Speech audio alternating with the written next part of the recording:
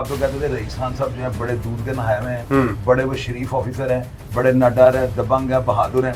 तो ये मुजाहिद शेख क्या कह रहा है? ये जो नाम नेहाद 2 नंबर उठाई गिरे उचक्के और नौसरबाज साफी है ना, हाथ में माइक पकड़ते हैं, कभी लाहौर रंग का, कभी दुनिया न्यूज का, कभी सिटी 42 का। तो ये चैनल का जो है लोगों हाथ में पकड़कर जो लोगों के साथ करते हैं और ये अपने आप को नाम नेहाद साफी और इतना उभारने की वजह क्या होती है? इन्होंने इलीगल बेनिफिट्स लेने होते हैं। रईस खान साहब की बायोग्राफी की थी, ओके। उसमें मैंने उनको A to Z जो है ना सब कुछ बताया था कि वो किस कॉलेज के पढ़े हुए हैं, उनका पुलिस ज्वाइनिंग से पहले क्या लाइफस्टाइल था, अच्छा। पुलिस में आने के बाद उनका क्या रवायात उनको उन्होंने जो है ना अपनाया, किस तरह से वो लोगों को मिलते हैं, मोहल्लेदार उनसे नाला हैं या उनसे खुश हैं, हर चीज को जो है ना मैं बायोग्राफी में रख दिया। के पास जो है पुलिस अफसर का नंबर हो तो ये कोई इतनी बात नहीं है कि आप उसके क्राइम में उसके साथ मुलव्वस हैं, या पुलिस वाले के साथ अगर राब्ता निकल आता है किसी मंशियात फरोश का, तो क्या आप उस पुलिस अफसर को मंशियात फरोश कह देंगे? अस्सलाम वालेकुम नाज़रीन, आपका मेज़बान ज़ीशान बिन हास आपकी खिदमत में हाजिर है। नाज़रीन, मेरे साथ एक ऐसी पर्सनैलिटी मौजूद है जो कि किसी तारुफ के मोहताज नहीं, पहले भी हम इनको अपने प्रोग्राम में मदऊ करते रहते हैं।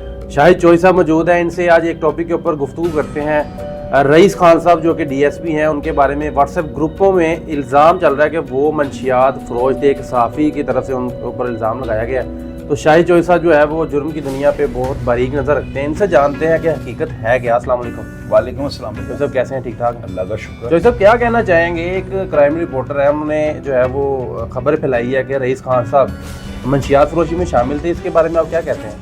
यार पता है क्या निशान, आप भाई है मेरे छोटे, आप लोगों को ऊपर ना पाबंदियां बड़ी हैं। मैंने जो बात करनी है ना, आपने उसको साफी समझ करना है, क्योंकि है तो वो साफी लोगों की नजर। बिल्कुल ऐसे। तो आपने प्रेशर में आ जाना है और आपने ऐसी बातें जो मैंने करनी है ना उनको आपने काट देना। तो मुझे बातें करना है नहीं, आप हकीकत बयान करें ना, लोग सुनना चाहते हैं। अच्छा, आपको ये शक है कि मैं कैसे हट के कोई बात नहीं, आप बात नहीं करते, लेकिन आप कह रहे हैं काट देंगे, हम नहीं काटेंगे। आप अगर आप नहीं काटेंगे ना तो मैं इंशाल्लाह आपको बात आपको हुआ ये है। सबसे पहले तो मैं आपको जो मैं पिछले इंटरव्यूज में बता चुका हूँ ना, जिन्होंने आगे मेरा मौक़िफ़ लिया इस बात पे कि आप रईस खान साहब, काफी ज्यादा प्रोग्राम आपके चल रहे हैं, आप मोहल्लेदार हैं रईस खान साहब और शाही साहब, आप बताएं क्या मामला है?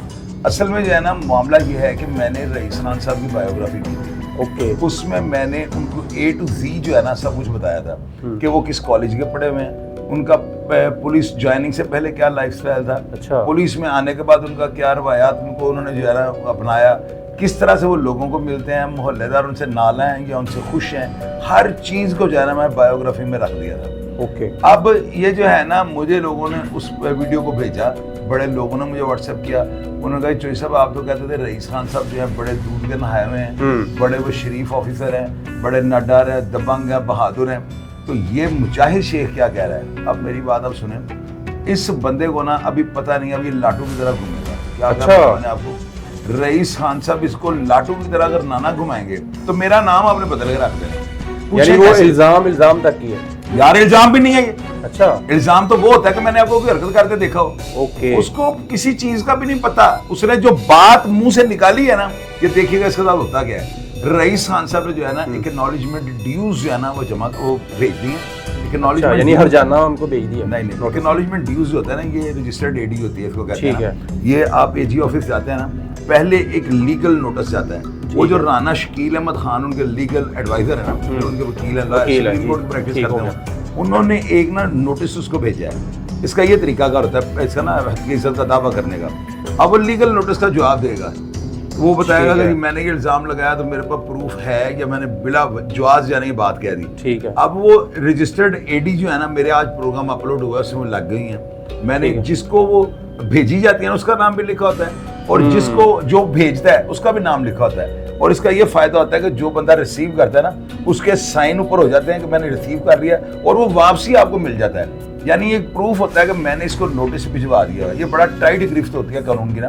अब अगर किसी को एक्नॉलेजमेंट ड्यूज के जरिए आगाह कर देते हैं ना तो वो प्रूफ है कि आपने उसे बता दिया है। सबसे पहले तो प्रोसेस ये कर दिया। दूसरी, थाना सांदा के अंदर ये आपका प्रोग्राम जब हो रहा है ना, अभी मेरा दरखास्त पहुंच गई है, यानी अभी अपडेट अभी की है यार, पहुंच गई है। अभी दरखास्त वो जमा नहीं, डायरी नंबर नहीं लगा, लेकिन ये दरखास्त पहुंच गई है। ब्रेकिंग न्यूज दे रहा हूँ ना, बिल्कुल ब्रेकिंग न्यूज। आपने ये देखना है कि इस केस को शाहिद चौधरी मंतकी अंजाम तक पहुंचाएगा।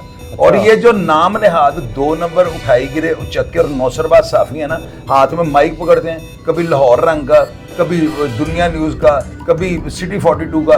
तो ये चैनल का जो है ना लोगो हाथ में पकड़कर जो लोगों के साथ करते हैं ना, और ये अपने आप को नाम नहाद साफी और इतना उभारने की वजह क्या होती है, इन्होंने इलीगल बेनिफिट्स लेने होते हैं। ये चाहते हैं कि हमारा ज्यादा नाम बन जाए, हम लोगों पर कीचड़। यार भैया कीचड़ मैं भी उछालता हूँ, लेकिन मैं कैरेक्टरलेस आदमी नहीं हूँ कि मैं गंदा आदमी हूँ कि मैं लोगों पर कीचड़। सर लोगों को जरा डिटेल से बताइएगा कि उन्होंने वो मैसेजेस क्या फॉरवर्ड किए हैं, किस बिना पे इल्जाम लगाया है। यार बात कोई और हो रही थी, आपने मुझसे सवाल किया गद्दम, जवाब मैं दे दूं चना। अच्छा। बात कोई और हो रही है। यकदम मुजाहिद शेख ने कह दिया कि जी देखिए पुलिस के जो है ना मेतला, वो जो शदरे वाला था वो भी मंशियात के केस में जो है ना हुआ है, उसके ऊपर इल्जाम लगा है। वो जो मदर इकबाल है उसके ऊपर भी मंशियात का पर्चा है, और रईस खान जो है ना ये भी मंशियात और नार्कोटिक्स के केस में अंदर रह चुके हुए हैं। और बंदा इससे ये पूछे, और पागल आदमी को खोते, और मैं अब इसको क्या कहूँ, मेरे पास लफ्ज ही नहीं है ऐसे। इस बंदे ने इल्जाम लगाया ना कि नार्कोटिक्स, इसका मतलब ये होता है कि नार्कोटिक्स मंशियात को कहते हैं, बिल्कुल कि मंशियात के केस में अंदर गए हैं। भाई इनके ऊपर मंशियात का केस तो है ही। अच्छा, अब पूछे मुझे कैसे पता है? आप बताएं जरा डिटेल। मुझे इसलिए पता है कि इस केस के अंदर जो है ना शाहजहां सब इंस्पेक्टर पुरानी नारगली का सबसे पहले वो पकड़ा गया। ओके। तबस्सुम बुहारी जो है ट्रैफिक के सब इंस्पेक्टर थे, वो पकड़े गए थे। उसके बाद इसमें मुंतजिर शाह जावेद खान, उनकी वाइफ गुलमीन पठानी, अजहर उर्फ पप्पा, फखर एक लड़का था फखर, वो भी राजगढ़ गया, और उसके अलावा जमात अली बुहारी शाह सब डीएसपी। अच्छा। यानी वो पकड़े नहीं गए थे, उनको रईस खान साहब को जाना इंटेरोगेशन के लिए नार्कोटिक्स से बुला लिया था।